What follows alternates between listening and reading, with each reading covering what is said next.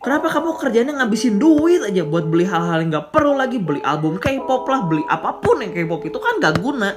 Tapi kan ada yang mau comeback, ya album K-pop dibelain, buku sekolah gak pernah tuh kamu belain. Ya namanya juga hobi. Kalau nggak ngerti, jangan sok ngerti. Kita aja nggak pernah komplain orang tua mau beli apapun buat hobinya mereka. Masa masih mau komplain sih? Udah pakai duit sendiri, sok ngerti, komplain, edian. Kenapa orang tua nggak boleh banyak mengekang, nggak boleh banyak melarang anaknya di rumah? Karena sebenarnya semakin dikekang, semakin dilarang, ya si anak tuh malah makin pengen keluar. Dan ini tuh bikin si anak gak nyaman, kagak betah kalau misalnya ada di rumah.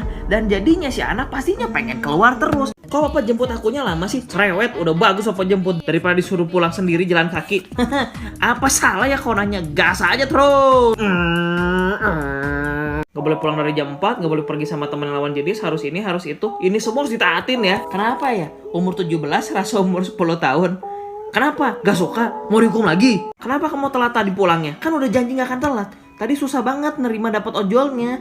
Pasti main terus sampai lupa pulang. Udah lain kali gak usah pulang aja sekalian. Kalau misalnya orang tuanya yang telat, kok mama telat jemput aku sih? Kan janji tadi gak akan telat. Masa tahu jam segini? Ah masa sih? Kamu nuduh mama bohong ya? 3 pertanyaan yang tidak bisa dijawab sama orang tua.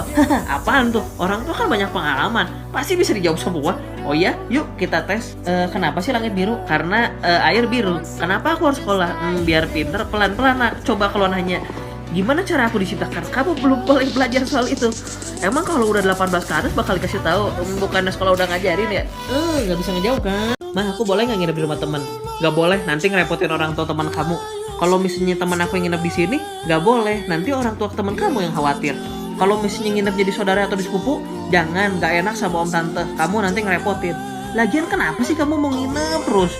Udah bosan di rumah. Padahal diizinin aja nggak pernah nginep terus, gimana coba ya? Kenapa kamu nggak mau cerita ke mama? Aku nggak bisa. Udah cepat cerita aja. Kamu ada masalah apaan sih? Tapi janji ya nggak akan marah. Iya kok janji. Jujur ya mah, aku tuh lagi jenuh banget sekolah sama kuliah online. Tugasnya banyak terus. Stop, berhenti. Keterlaluan ya. Udah syukur masih bisa sekolah, malah ngeluh jenuh. Banyak tahu orang yang nggak bisa sekolah. Kamu harusnya bersyukur. Ya maaf tuh kan, ini janjinya nggak marah. Tapi ini ngomel-ngomel lagi. Kenapa sih nggak bisa ikutin keinginan orang tua? Sesusah itu kan nurut. Padahal kamu minta apa aja tuh dikasih loh. Maaf, gak guna ya jadi anak. Kalau kita boleh jujur, siapa sih yang gak mau buat menuhin ekspektasi dan keinginan orang tua? Kalau boleh milih ya kita juga pasti mau lah buat ikutin ekspektasi dan keinginan orang tua kita sendiri. Tapi kan ya perlu ada waktunya. Gak instan ya pak, gak instan ya ma. Perlu ada prosesnya. Tolong dong pahami, gak instan. Dari pagi rumah sebelah sepi loh. Pasti si anaknya belajar walaupun libur. Kamu main game terus, nanti PS-nya papa sita ya. Loh kok gitu sih pak? Biar kamu belajar. Sementara itu, liburan ini asik ya pak? Iya, untung kita pergi dari pagi, jadi nggak kena macet. Untung pulang malam juga, jadi nggak kena macet lagi. Makanya jangan sotoy, keluarga orang lain tuh lagi ngapain? Bukannya belajar, ini mah lagi liburan. Jangan sotoy lu pendil. Joni, mau jadi apa sih kamu main game ya terus kerjaannya? Mau jadi gamers pak? Sok terus pelihara tuh pikiran kamu mau jadi gamers. Kalau udah gagal mau tau rasa nanti. Tapi Joni tuh tidak pernah berhenti buat berlatih. Walaupun banyak banget loh orang-orang yang ngomongin kayak dia nggak mungkin bisa lah, dia payah banget lah, dia pasti selalu kalah lah, masa depan gamers itu nggak jelas lah. Tapi Joni tuh terus berlatih sampai suatu hari dia pun akhirnya naik ke panggung kemenangan dia dan dia mendapatkan duit kemenangan. Dan dari kerumunan akhirnya itu orang yang paling banget dan teriak, itu Joni anakku loh. Tapi kita seperti yang tahu, gamers juga pasti mengalami masa-masa kekalahan. Dan di saat-saat kekalahan ini, Joni tuh tidak pernah mendapatkan dukungan dari si papanya itu. Malah papanya tuh malah jadi mulai ragu. Kata papa juga apa Joni? Menang cuma sesaat, kalau gagal baru tahu rasa kamu. Dan bener aja, hasilnya adalah Joni tuh makin terpuruk. Joni akhirnya terpaksa buat mengikuti kemauan papanya dan meninggalkan dunia game. Pesan dari cerita ini adalah awal yang menyajikan tetap perlu dukungan, bukan hanya tuntutan untuk kemenangan. Kenapa nilai mat kamu jelek lagi? Papa, lihat mat aku dapatnya 70 loh. Kalau belum 90, bukan anak papa. Papa ini dulu jago mat tahu. Nah, pas udah gedenya, by the way, kita coba bikin usaha sendiri yuk, jualan online aja, yang gampang-gampang. Nggak ah, aku nggak bisa, kata papa nilai mataku jelek, aku tuh nggak pinter mat, nanti rugi lagi, nanti malah dimarahin sama papa. Nah terus katanya Indonesia tuh pengen bikin wirausaha, entrepreneur sebanyak-banyaknya. Tapi kalau dibeginiin anaknya, anak bangsanya dibeginiin, mau gimana atuh? Papa, jadi kapan mau ngajak aku ke Game Master pak? Besok ya, besoknya. Maaf ya lain kali aja papa ada kerjaan.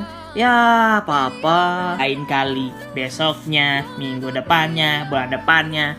maaf ya, nanti ya, belum ada uang, besok ya. Aduh maaf, papa lagi sibuk. Sampai di titik dimana putus asa datang. Kemudian suatu hari, nah ayo bantu papa beliin rokok di warung. Nanti ya pa, lagi sibuk. Berani ya sama papa? Lo kok bagian anak begini malah dimarahin ya? Lah dari tadi kan ceritanya si bapaknya duluan yang nanti. Kenapa nilainya jelek lagi? Jujur, pasti kamu gak mau belajar ya. Aku tuh udah belajar, tapi ya terus apa? Tapi apa? Alasan aja bisanya. Udah pinter ya ngejawab orang tua. Orang tua cuma minta nilai bagus aja. Capek tahu cari duit buat bayar sekolah kamu. Nyusahin aja. Dan hasil yang dialami oleh anaknya adalah jadi takut sama orang tua, gak mau terbuka sama orang tua, gak akan pernah jujur sama orang tua, anggap orang tua juga sebagai musuh, jadi merasa kayak gak diinginkan, sedih banget.